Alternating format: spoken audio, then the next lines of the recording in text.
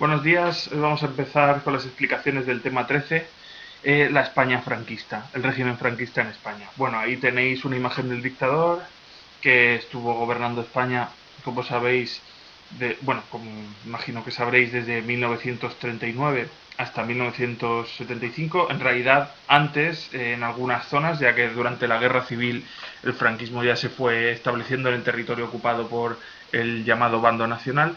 Y bueno, ahí tenéis una imagen del dictador llamado El Caudillo, ¿no? Titulado El Caudillo, el Generalísimo. De fondo podéis ver el escudo de España con el águila, que fue uno de los símbolos de la dictadura, y se puede entrever un poco uno de los lemas también del franquismo, que fue la de España una grande y libre, ¿no? Que era lo que solía...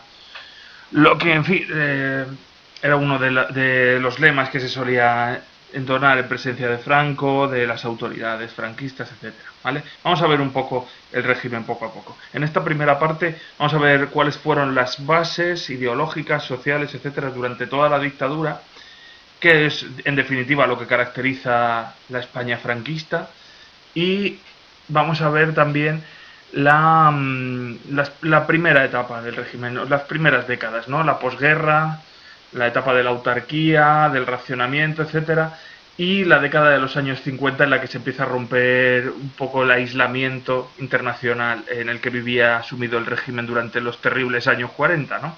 La primera etapa de la dictadura, que fue especialmente dura. Bueno, respecto a los fundamentos ideológicos, es decir, qué caracteriza al franquismo ideológicamente, bueno, obviamente el franquismo fue, sin ningún tipo de dudas, una dictadura basada en elementos militares, ¿no?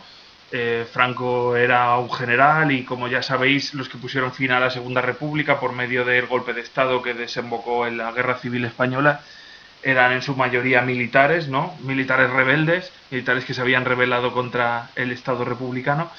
Así que bueno, es una dictadura militar y se suele decir que de corte fascista.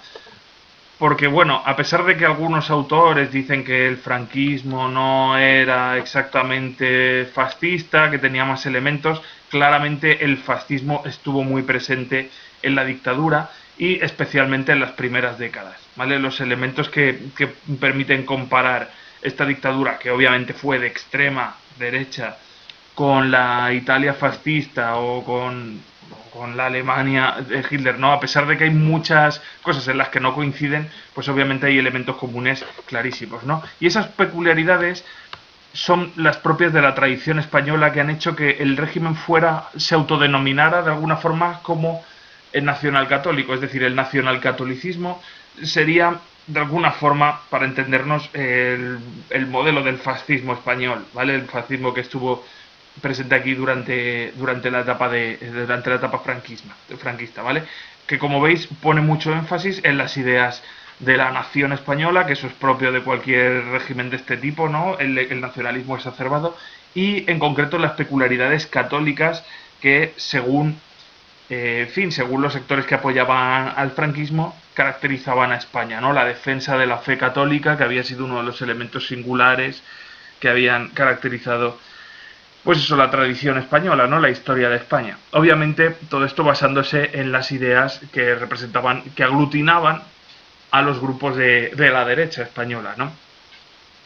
Ya vimos cuando vimos la Segunda República que la defensa del catolicismo había sido una de las cosas que les había unido, ¿no? Durante la etapa republicana a las derechas, a las diferentes derechas de España.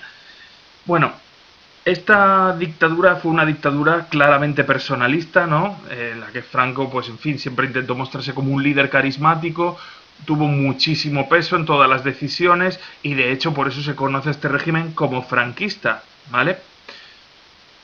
Fijaos que el franquismo a veces, por lo que más se caracteriza, es por eso, por la propia personalidad de Franco, ¿no? Franco era el que hacía y deshacía a su antojo, tenía un enorme poder, ¿no? Así que el culto a la personalidad siempre estuvo presente y Franco fue visto como un líder mesiánico, redentor de su pueblo, salvador, etcétera, ¿no?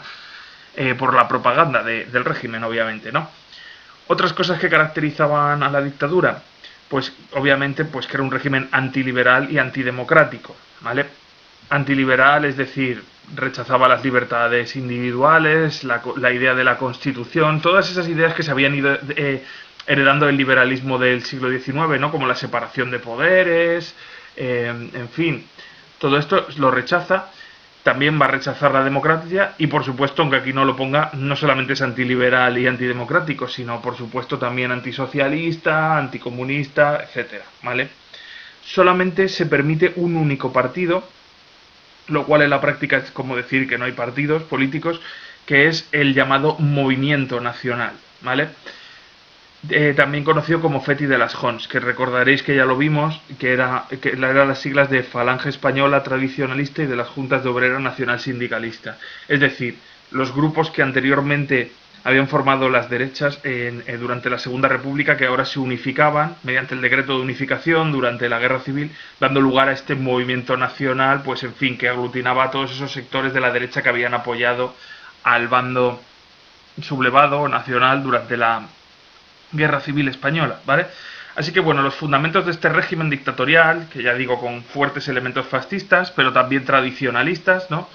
Pues son el ultranacionalismo, ¿no? El nacionalismo español llevado a su extremo, ¿no? La obsesión casi hasta racial, ¿no? Con el tema de España, basado pues eso en la defensa de la fe, ¿no? De ahí lo del nacionalcatolicismo.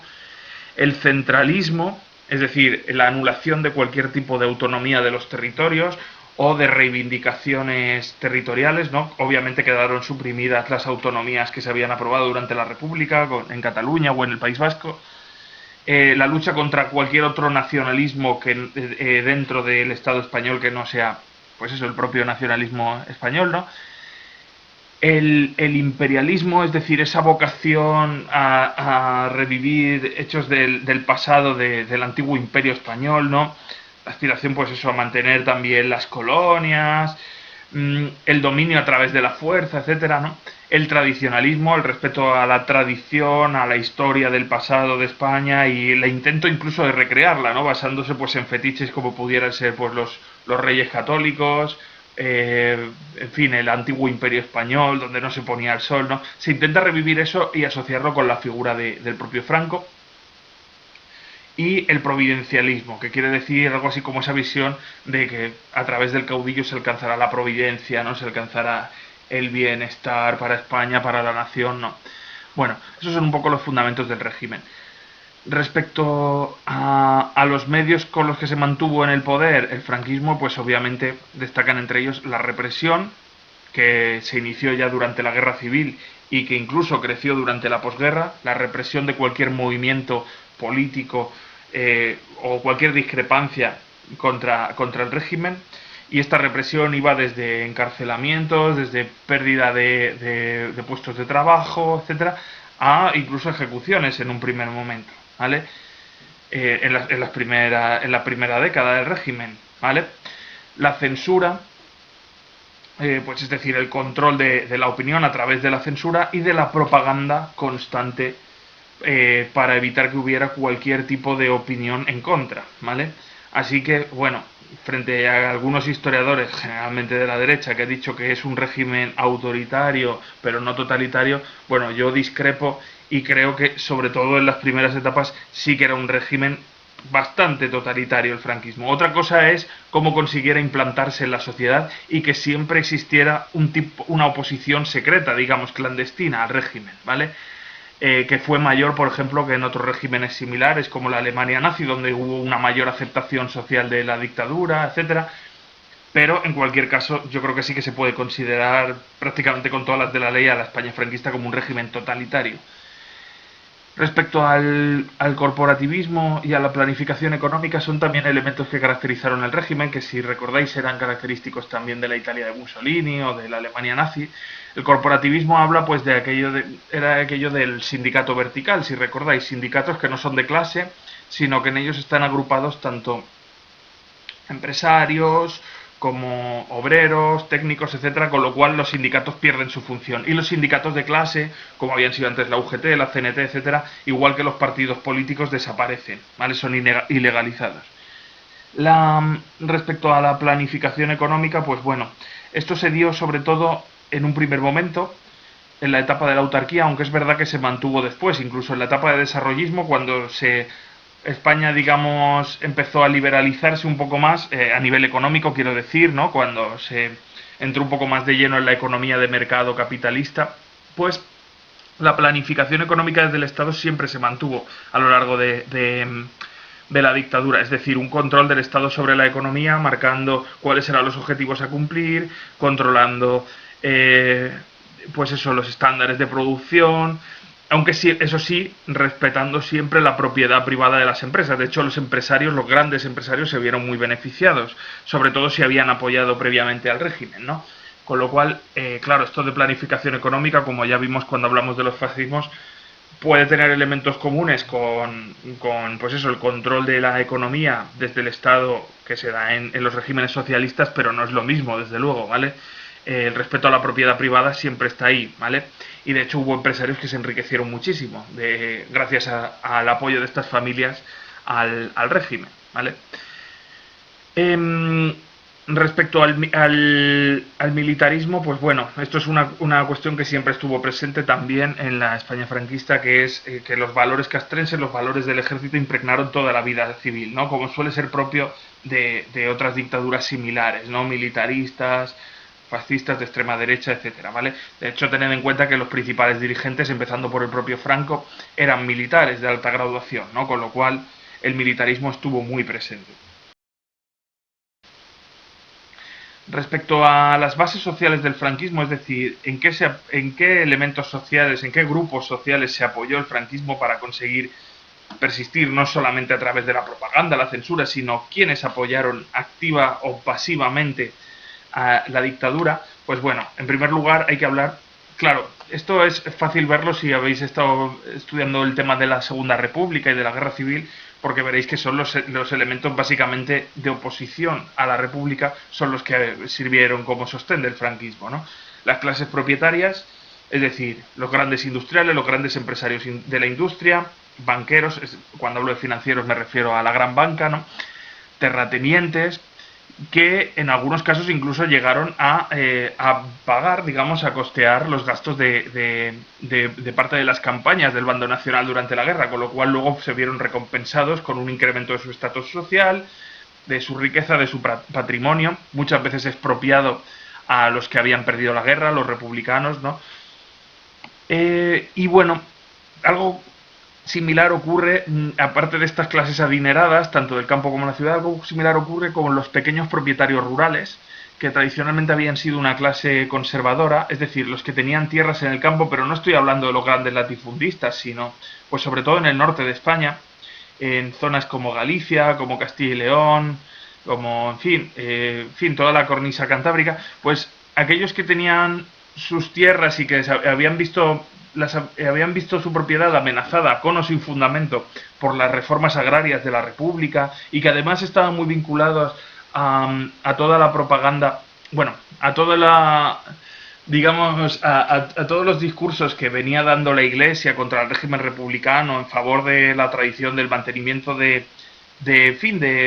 la monarquía, etcétera. Es decir, eran clases muy tradicionalistas que de alguna forma vieron en su mayoría con buenos ojos la implantación de este sistema, que lo veían como una vuelta al orden y al mantenimiento de lo que había habido toda la vida, digamos, ¿no? En el campo, frente a los desmanes revolucionarios que pudieran tener los grupos republicanos, ¿no? Que siempre habían visto con suspicacia. Respecto a las clases medias urbanas, bueno, estas clases medias urbanas, pues hablamos de la burguesía, digamos, ¿no? La burguesía de toda la vida, que es verdad que desde mediados del siglo XX deja de hablarse de burguesía, ¿no? Y se suele hablar más de clases altas, clases medias, pero bueno, son esos mismos grupos que eran muy fluctuantes en cuanto a sus apoyos, estaban escasamente politizados, pero sí que es verdad que las ideas nacionalistas pues se entonizaban fácilmente con ellos. Y bueno, se podría decir incluso a día de hoy, ¿no? Que las clases medias quizás es el sector menos politizado de la sociedad y que bueno, que se deja llevar más a veces por elementos pasionales o que tengan que ver pues con que la economía vaya bien, etcétera, con lo cual en los años 60, cuando empieza a desarrollarse la economía, ¿no? En la etapa, digamos, de mayor crecimiento económico de la dictadura, pues en ese momento va a ser cuando mayor aceptación social tenga la dictadura precisamente por eso, ¿vale? Sobre todo entre estas clases medias urbanas que además fueron creciendo debido al éxodo rural, es decir, a que mucha gente desde los 50 fue abandonando los pueblos, España empezó a dejar de ser rural y fue aumentando la urbanización del territorio, ¿vale? Y por supuesto los sectores tradicionalistas como son militares, católicos, etcétera, que obviamente no todos los católicos defendieron el franquismo, ¿no? Pero sí que es verdad que en su mayoría la Iglesia apoyó al Estado franquista, ¿no? Frente a la República. Del mismo modo que los militares que se mantuvieron fieles a la República pues fueron represaliados, con lo cual obviamente no cuentan en este sentido. Ahí tenéis una imagen del control de la sociedad en la que se ve pues eso, esa pintada, digamos, en la pared, ¿no? En la que se ve Franco, caudillo de Dios y la patria, ¿vale? Muchas veces se decía caudillo por la gracia, el caudillo de España por la gracia de Dios, ¿no? Dice, es el primer vencedor del mundo del bolchevismo en los campos de batalla, ¿no? Y a los niños haciendo el saludo fascista, el saludo que veis que como se mantuvo durante todo ese tiempo, ¿no? Otro de los elementos de fascismo que os digo de la dictadura. Bueno, respecto a las fuerzas políticas que componían ese movimiento nacional, ese partido único, la Petit de las Jons, pues estaban en un primer lugar los falangistas, cuyo poder fue muy grande en un primer momento, sobre todo durante la Segunda Guerra Mundial, dada la alianza, alianza hasta cierto punto que tenía la España de Franco con la Alemania nazi o con la Italia fascista, que la habían apoyado durante la Segunda Guerra Mundial y que había una complicidad clara y evidente, una colaboración con esos regímenes, a pesar de la neutralidad de España durante la Segunda Guerra Mundial, pues los falangistas tuvieron mucho poder en esa primera etapa, que coincide con la etapa de mayor represión, de mayor dureza de la posguerra, ¿vale? ¿Qué pasa? Que después de la Segunda Guerra Mundial, cuando los aliados ganan y derrotan al Eje, Franco para salvarse, digamos, para salvar la dictadura, lo que hace es mantener a los falangistas a cierta distancia del poder y empezar a darle más poder a otros grupos para aparentar que la dictadura no es una dictadura fascista, dado que los falangistas eran claramente fascistas, sino que se basaba más en elementos tradicionales, monárquicos, etcétera, ¿vale? Así que el resto de grupos empezarán a tener más fuerza. Como os digo ahí, tras la muerte de Primo de Rivera, que había sido el fundador de la Falange, no Primo de Rivera padre, el dictador, sino su hijo José Antonio Primo de Rivera, que había fundado la Falange y que fue ejecutado en Alicante durante la Guerra Civil por los republicanos en 1937, pues después de esto la Falange fue más o menos fácilmente asumida por Franco, así que la Falange siempre fue un instrumento obediente de Franco y Franco consiguió unir a este grupo que podría ser el que más autonomía podría haber tenido respecto al resto de fuerzas, los consiguió asumir, ¿no? Dentro del franquismo. Los militares tuvieron una destacada preeminencia social durante toda la dictadura, aunque es verdad que después de la guerra civil su papel político fue reduciéndose y la junta militar que había gobernado pues fue siendo reemplazada por cargos políticos civiles, digamos, ¿no? Aunque los militares siempre tuvieron mucho poder social, ¿vale? Sobre todo y económico durante la dictadura. Respecto a los sectores católicos, me refiero a, pues eso, a sectores vinculados a la Iglesia, como por ejemplo aquellos que se habían formado en las universidades del Opus Dei, como los tecnócratas de los años 50, ¿no? Pues fueron ganando mucho peso en el régimen, ¿no? De hecho, la complicidad del régimen con la Iglesia fue evidente, la Iglesia controló la sociedad de una forma clarísima, ¿no? Marcó mucho las pautas en la educación, en todas las costumbres, etcétera, y de estos sectores empezaron a destacar después de la Segunda Guerra Mundial, especialmente a partir de los años 50, cuando se firma el concordato entre la España franquista y la Santa Sede, y se refuerza aún más la alianza entre el régimen y la Iglesia.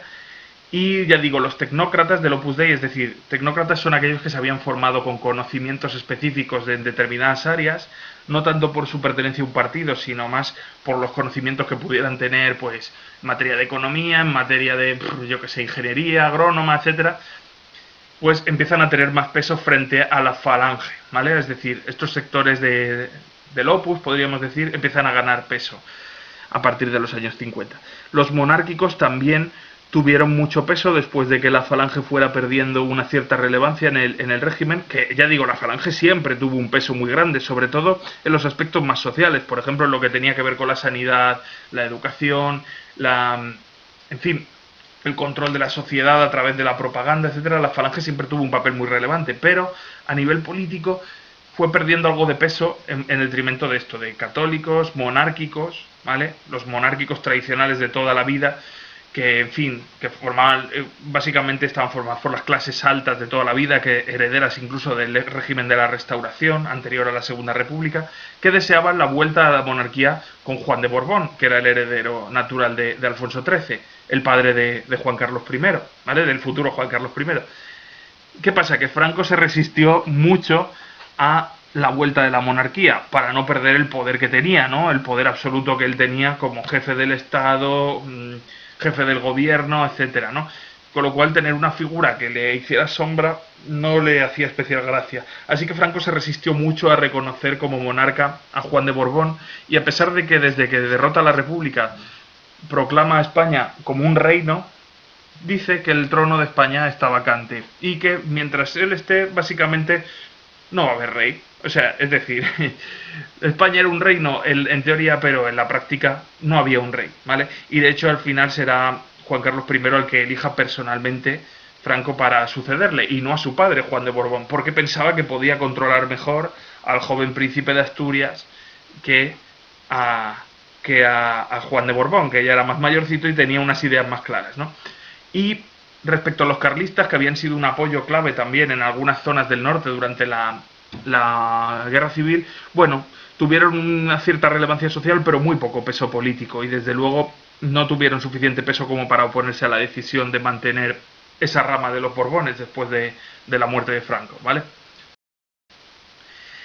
Respecto a la evolución política, podríamos decir, resumiendo un poco, que hasta 1942 el franquismo se acercó mucho hacia el eje, hacia la Italia fascista y hacia la Alemania de Hitler, y podríamos decir que es la etapa en la que los elementos fascistas eran más claros. Ahí tenéis a la Falange con las camisas azules que los caracterizaban, el yugo y las flechas, en rojo lo veis ahí en la camisa del falangista, con el saludo fascista, con el águila, o sea, muchos elementos que recuerdan clarísimamente al fascismo, ¿no? Que son claramente fascistas. Y bueno, como parecía que iban a ganar la guerra, pues se fueron acercando más, e incluso Franco se permitió el lujo aunque quiso mantenerse dentro de la neutralidad, por un lado porque España acababa de salir de la guerra civil, y por otro porque no quería verse involucrado y ver hipotecado claramente el futuro de España, o sea, el futuro del régimen, quiero decir, en caso de que perdiera las potencias del eje en la Segunda Guerra Mundial. Sí que, viendo que las victorias de Hitler parecían claras en un primer momento, llegó a apoyar el envío de la División Azul a Rusia, a la Unión Soviética, para luchar contra el bolchevismo, ¿no? ¿Qué pasa? Que desde 1943, viendo que el eje empieza a perder la guerra, Franco intenta romper sus alianzas que le ataban a la Alemania de Hitler, etcétera, e intenta mostrar el régimen como tradicionalista y no como fascista, para mantenerse. Cuando acaba la Segunda Guerra Mundial, ocurre que, en fin, se desnazifica Europa y se acaba con los regímenes fascistas, pero España es una excepción. España y Portugal van a ser una excepción. ¿Por qué? Pues van a ser una excepción porque los aliados occidentales, es decir, Estados Unidos y el Reino Unido fundamentalmente, si recordáis que lo vimos en el tema anterior, está empezando la Guerra Fría, y ahora el enemigo para ellos ya no es el fascismo, que ya ha sido derrotado, sino el comunismo, es la Unión Soviética, y la Unión Soviética no puede ganar aliados. Entonces piensa que quitar a Franco del poder abre la puerta a que quizás se forme un gobierno de izquierdas en España que se convierta en aliado de la Unión Soviética, y eso no lo pueden permitir.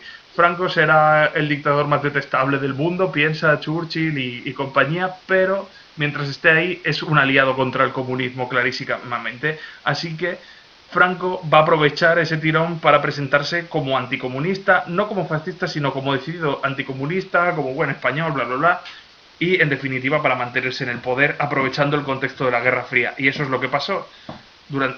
Franco se mantuvo en el poder a pesar de que nadie quería hacerse una foto con Franco, es decir, nadie quería pactar con él porque se le veía como un elemento del pasado, como lo que había sobrevivido a esa vieja Europa fascista.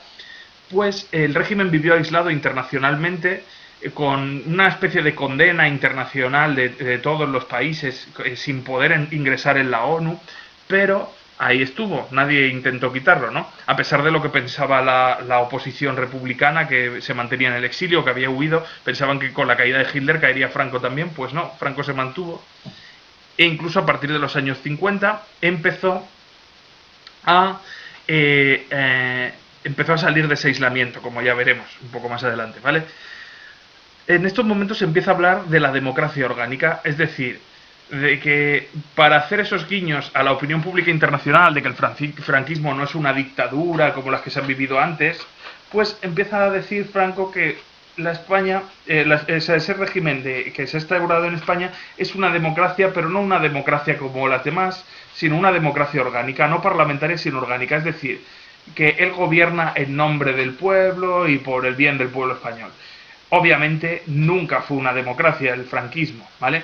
Pero es en estos momentos cuando se empiezan a aprobar las llamadas leyes fundamentales del reino, que son lo que servirá como un poco como una especie de constitución franquista. ¿Qué pasa? Que nunca fue una constitución, porque estas leyes se supone que marcaban un marco general, reconocían ciertos derechos muy tímidos, pero en la práctica todo estaba subordinado a la autoridad de Franco. Es decir, si Franco decidía actuar contra ello, pues lo hacía y ya está. Vamos a ver cuáles son esas leyes fundamentales del reino.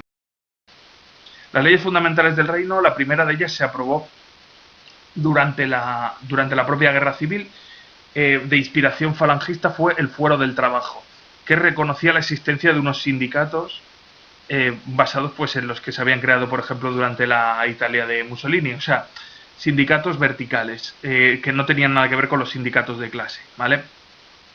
Así que eran sindicatos que en la práctica no tenían capacidad revolucionaria, ni capacidad, por ejemplo, de convocar huelgas, ni de presionar realmente a la patronal, dado que estaba integrada dentro de ellos, ¿vale? Pero bueno, era un poco un guiño a la clase obrera, pero era como un brindis al sol, realmente no servían para mucho estos sindicatos, pero bueno.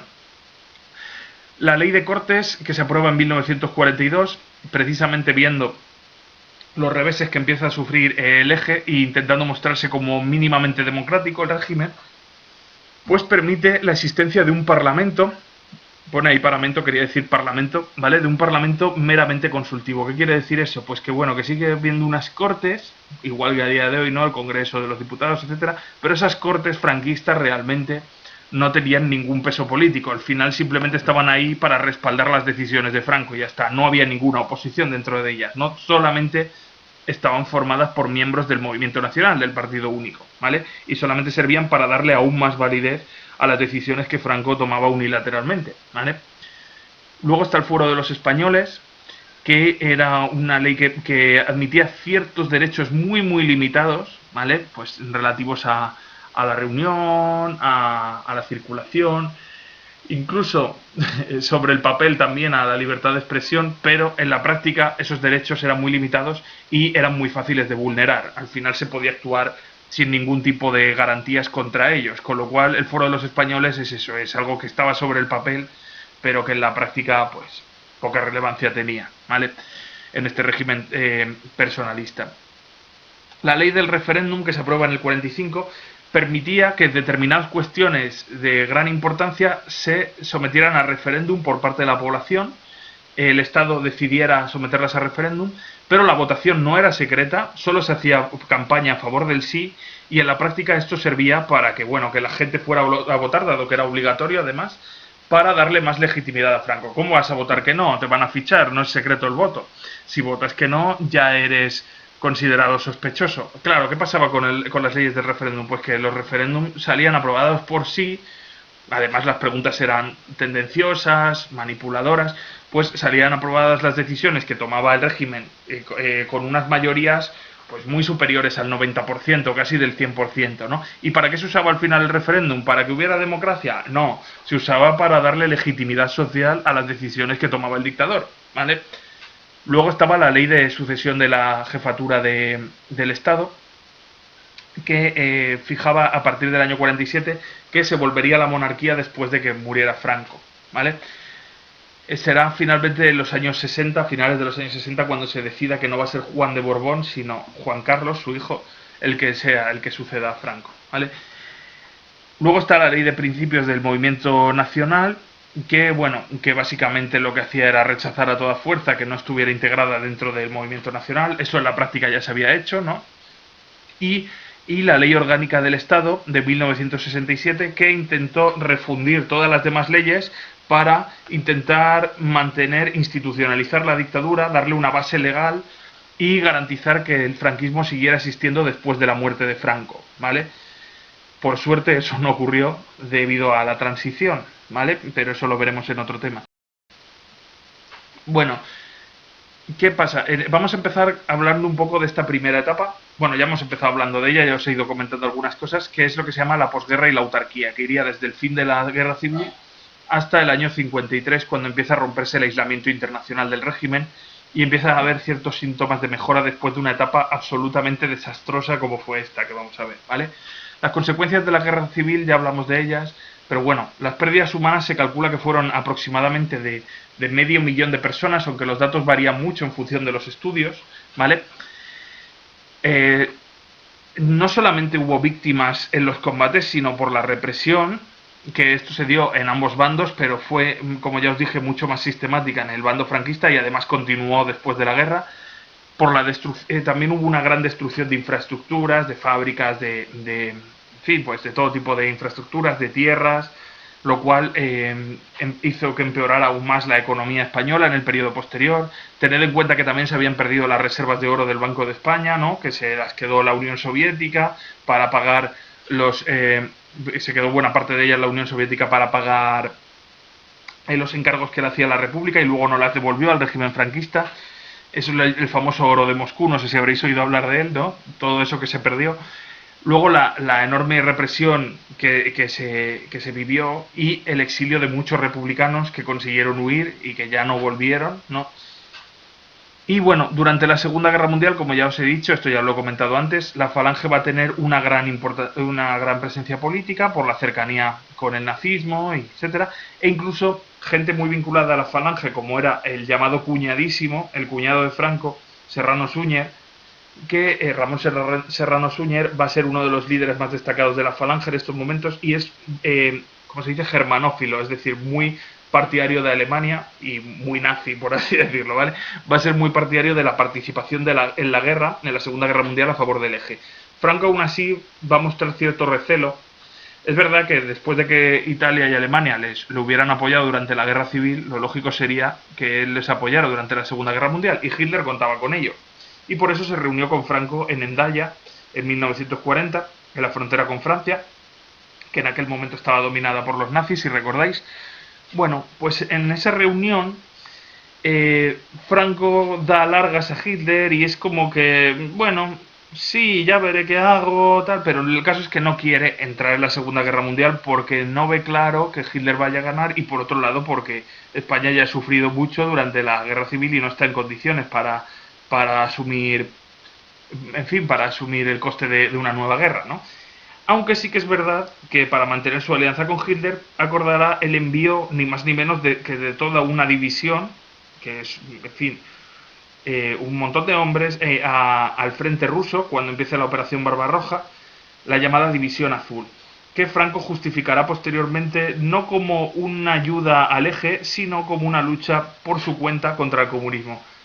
Franco quizá tuvo la suficiente habilidad ahí para luego plantear que este envío de la División Azul no se había hecho contra los aliados, es decir, cuando ya los aliados ganaron la guerra, esto lo justificó como diciendo, no lo hice para que los aliados perdieran la guerra, sino para enfrentarme concretamente a la Unión Soviética, que ahora, después de la Segunda Guerra Mundial, era el enemigo de Estados Unidos, etcétera, ¿no? Así que Franco, en ese sentido, fue hábil para poder darle otro sentido a ese envío de la División Azul. A la División Azul además se alistaron muchos republicanos secretamente que para no sufrir las represalias pues se alistaron voluntariamente como para ser bien vistos por el régimen e incluso hubo algunos que en el momento de entrar en combate en el frente de Leningrado se pasaron al enemigo, a los rusos, para intentar escapar de España, ¿vale? Algunos lo utilizaban así. O sea que la División Azul estaba formada tanto por los falangistas más convencidos que había y los más, digamos, radicales, ¿no? Que iban voluntariamente para luchar contra el comunismo, contra todo lo contrario, contra gente que intentaba huir de la dictadura y que aprovechó esa salida de la División Azul para intentar escapar, ¿vale? Bueno, ahí tenéis la reunión de Endaya entre Franco y Hitler, ¿vale? Es curioso decir que se dice en ocasiones que Franco intentó que las fotos le sacaran como un poquito más alto de lo que en realidad era, porque era bastante bajo para no aparentar ser muy bajo respecto a Hitler, que Hitler, por cierto, no era tan bajo como se dice, ¿eh? No, desde luego no era el prototipo de hombre ario, pero si no recuerdo mal, medía más de 1,80 m. Franco sí que era más bajito, como podéis ver en la imagen, como anécdota. Bueno, respecto a la posguerra y la autarquía, siguiendo con esto, después de la Segunda Guerra Mundial vencen los aliados, empieza la desnazificación de Europa, esto ya lo hemos comentado, el franquismo opta por mostrar esa imagen moderada y simplemente anticomunista, pero no fascista, y la falange empieza a ser retirada de cargos de alto peso político y ser reemplazada pues por los tradicionalistas, digamos, por los monárquicos de toda la vida, la derecha de toda la vida, que podía ser vista con mejores ojos por los británicos, por los estadounidenses, ¿no? Podía ser visto pues como eso, que era un régimen tradicionalista, pero no fascista. En la práctica siguió siendo una dictadura, ¿vale? Cambiaron algunas cosas, pero siguió siendo una dictadura personalista a todos los niveles. Y la represión continuó el control de la sociedad, etcétera, ¿vale? Es cuando se aprueban las primeras leyes fundamentales del reino, que ya hemos comentado antes. En la Guerra Fría, ya digo, España se aprovecha de eso, de ser visto como un aliado frente al comunismo, pero el franquismo va a sobrevivir, pero aislado internacionalmente, es decir, nadie quiere quitarle de en medio, o sea, el bloque capitalista no quiere quitar a Franco de en medio, pero tampoco quieren que sea visto como un aliado, porque es un poco como lo que representa la vergüenza, ¿no? Lo que hemos mantenido ahí, que habíamos luchado contra el fascismo, pero sin embargo hemos mantenido este tipo en España. Así que bueno, Franco se mantiene en el poder, pero con toda la comunidad internacional dándole la espalda, lo cual significa que lo va a tener mucho más difícil para las exportaciones, o sea, para las importaciones y exportaciones, para el reconocimiento internacional, no le permiten ingresar en la ONU. Franco no puede recibir las ayudas del Plan Marshall, de las que se beneficia el resto de países de Europa, ¿vale? Así que bueno, desde los años esto hace que la posguerra sea aún más penosa debido a esto, y desde los años 40 se empieza a desarrollar la autarquía, ¿no? Basándose en las antiguas ideas de Mussolini, etcétera. La falange ya la había puesto en marcha y ahora se profundiza más en la autarquía. Como no se puede tener buenas relaciones comerciales con el exterior prácticamente, pues España debe buscar el autoabastecimiento. Esto fue un auténtico desastre, la autarquía fue desastrosa, agravó aún más la penosa situación de la posguerra, dado que España no era autosuficiente, por ejemplo, ni en el petróleo, ni en el gas natural, ni en determinados productos agrarios eran suficientes para hacer frente a la situación de hambruna que se vivió tras la posguerra. Así que bueno, al no comprar ni vender al exterior, la crisis se profundizó mucho y los años 40 fueron desastrosos en España para la inmensa mayoría de la población, salvo para los 4 ricos adictos al régimen, es decir, partidarios del régimen que vivían bien. La mayoría de la población se vio privada de todo y en una situación terrible. Así que bueno, esa política de la autarquía buscaba el autoabastecimiento, dio muy malos resultados y se tuvo que recurrir incluso debido a la pésima situación que se vivía y a la escasez de víveres, de alimentos estoy hablando, y de elementos de primera necesidad, se tuvo que recurrir incluso al racionamiento, a las cartillas de racionamiento que tenían la gente, que las presentaban para decirle, bueno, este mes o esta semana vas a recibir tal cantidad de huevos, de leche, etcétera, y con eso te tienes que valer ya para el resto del mes, ¿vale? Vosotros creo que sois muy jóvenes, no sé si vuestros abuelos recordarán algo de la posguerra. Yo sí que mis abuelos, que son relativamente jóvenes, sí que recuerdan. Entonces, si vuestros abuelos tienen ahora mismo una edad más o menos de unos 80 años o un poco más, quizás les podáis preguntar sobre la posguerra y os contarán algo, porque seguramente eran niños o jóvenes cuando la vivieron, ¿vale? Y os hablarán precisamente de eso, del hambre, del racionamiento. Claro, ¿qué pasó? Que esto hizo que floreciera un mercado negro ajeno al Estado. El Estado intentó controlar toda la producción para repartirla, ¿no? De esa forma. Pero, claro, quienes tenían pollos, quienes tenían huevos, etcétera, ¿no? Pues intentaron vender sus productos al margen del racionamiento, es decir, que no se los expropiara el Estado para sacarlos a este mercado oficial y venderlos, destraperlo, como se decía, ¿no? Venderlos en secreto a quien pudiera pagarlo a un precio más alto, ¿no? Esto es lo que se llama el mercado negro.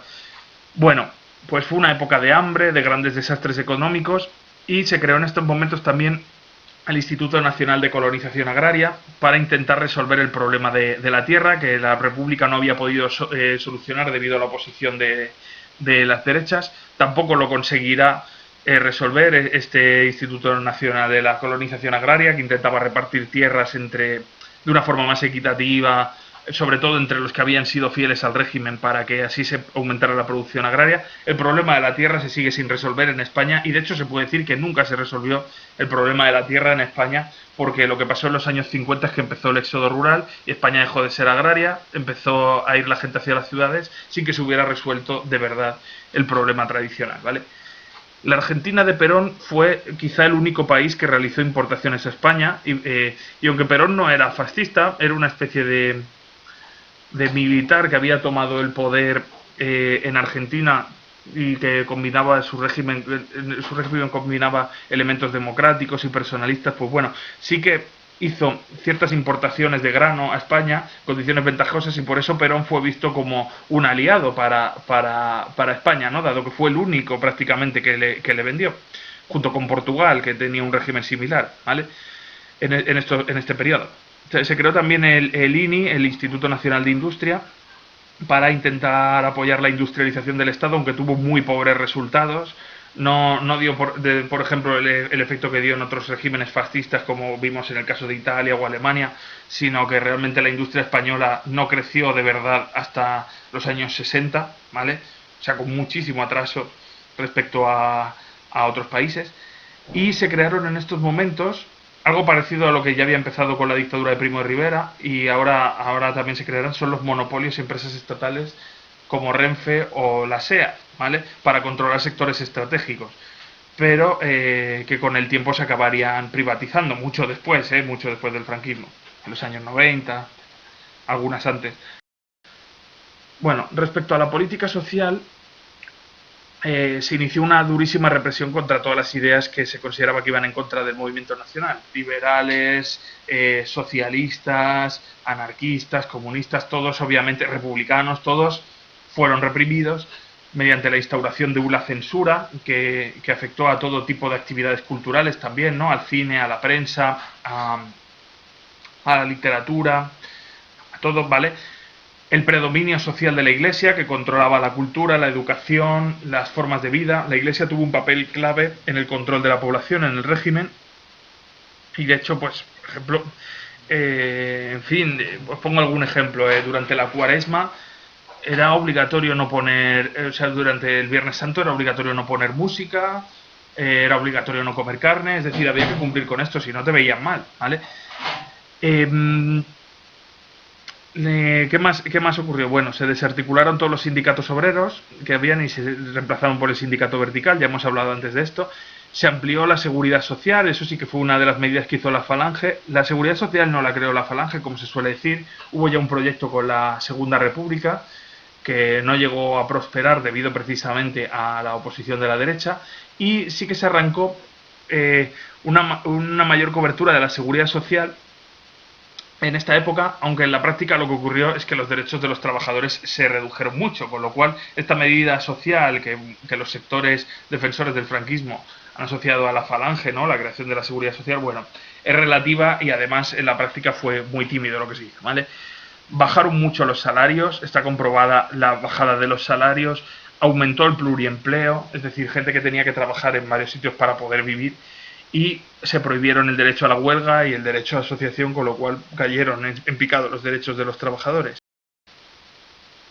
Siempre hubo una oposición al franquismo y en esta primera etapa se manifestó en el exterior con la llamada República en el exilio, es decir, los republicanos que habían logrado huir, como Azaña, como Martínez Barrio, formaron un gobierno republicano en México, fueron acogidos por México y desde ahí intentaron mantener viva la República Española durante un tiempo, aunque al final, viendo que después de la Segunda Guerra Mundial a Franco no se le quitaba de medio y que no iban a poder volver, pues al final se acabó disolviendo esa república en el exilio.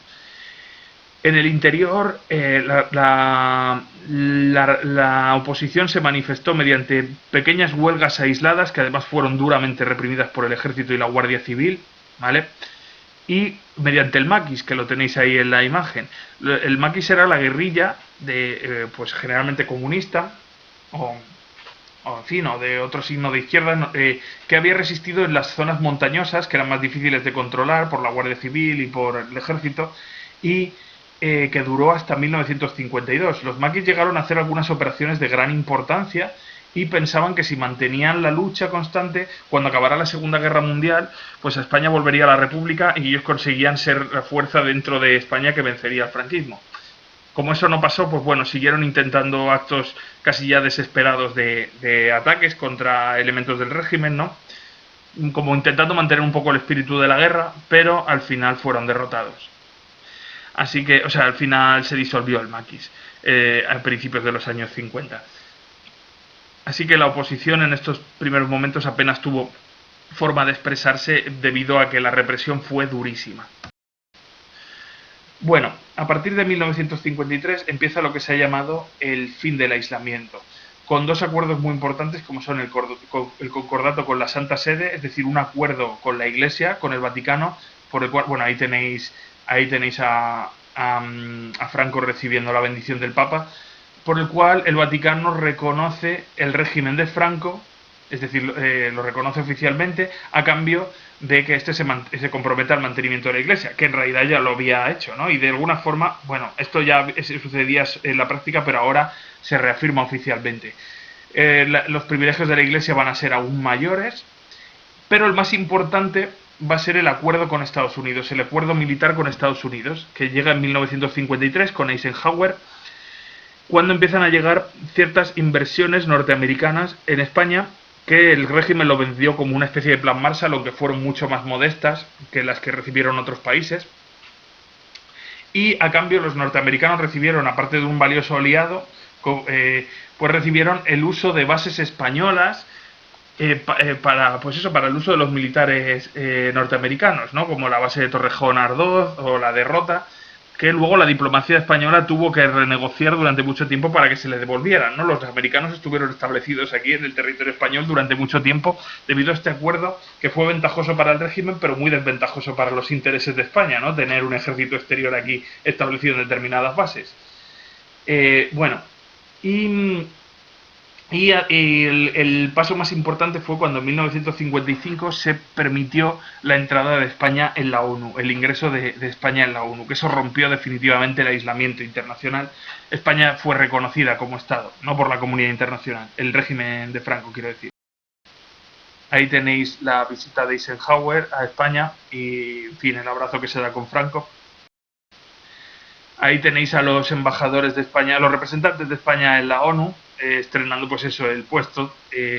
Así que después de esto, claro, se puso fin al racionamiento, la autarquía, se mantuvo una cierta dirección de la economía desde el Estado, creció la importancia de los tecnócratas, del Opus Dei frente a la Falange, y empezaron a llegar inversiones extranjeras, y empezó un lento crecimiento económico, ¿vale? Después de ese reconocimiento internacional, cuando empezaron a llegar esas inversiones extranjeras. Además, al relajar las fronteras, pues muchos españoles migraron para intentar mejorar su vida, emigraron a países de Europa, como Alemania, Reino Unido, que estaban creciendo, y empezaron a enviar remesas, es decir, empezaron a enviar dinero a sus familias que se quedaron en España, con lo cual el Estado pudo capitalizar parte de ese dinero en forma de impuestos, y la economía española empezó a prosperar en los años 50, empezó a crecer, sobre todo teniendo en cuenta que veníamos de una situación totalmente desastrosa, ¿vale? Aún así, bueno, a pesar de que aumentan las importaciones, a pesar de que España compra más, las exportaciones van a ser muy escasas, dado que la industria española era muy poco competitiva en comparación con la del resto de Europa. Así que, bueno, aumenta la importación, se rompe la autarquía, pero la exportación sigue siendo baja todavía. con el fin del aislamiento, parecía entreverse incluso una cierta apertura del régimen, una cierta democratización del régimen. Por ejemplo, se empezó a hablar de la amnistía política, que en realidad no se concedió hasta ya bien entrados los años 60, pero sí que se empezó a dejar de perseguir a gente que había colaborado con la República.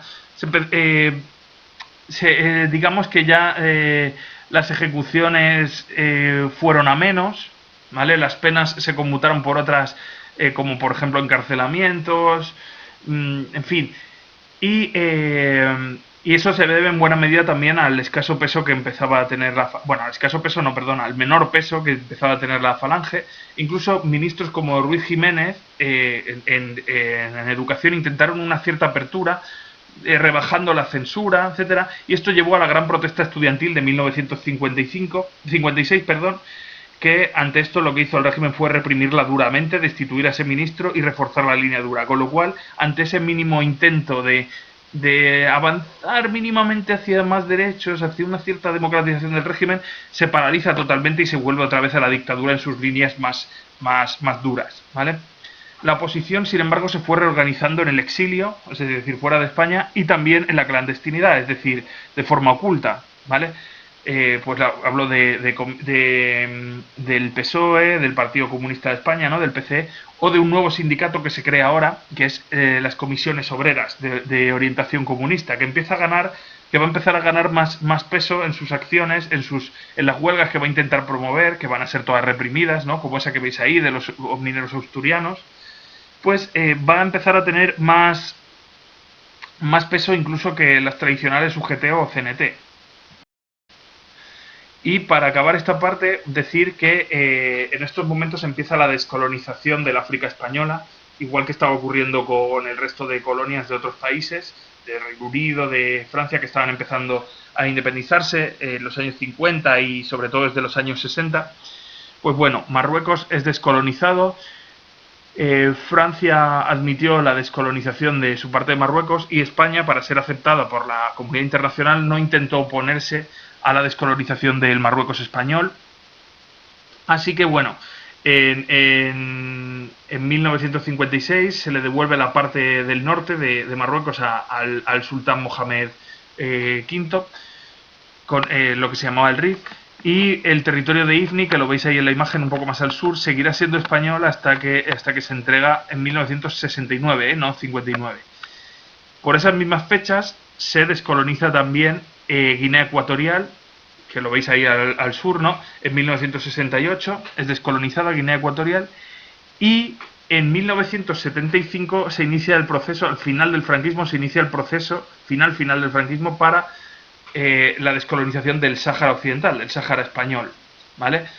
Que, en fin, que será descolonizado, pues eso, entre el 75 y 76, aunque luego será ocupado por Marruecos, ¿vale? Así que, bueno, en esta etapa empieza la descolonización de las colonias españolas, ¿no? Dado que era lo que estaba pasando en el resto del mundo.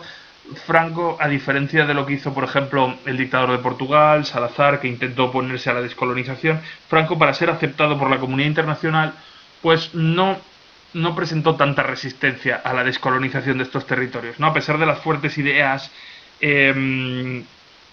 nacionalistas de la dictadura, pues digamos que intentó hacer un proceso pactado semejante al que habían estado haciendo Reino Unido o Francia para, en fin, ser visto como una especie de demócrata en el exterior, aunque no lo era en absoluto.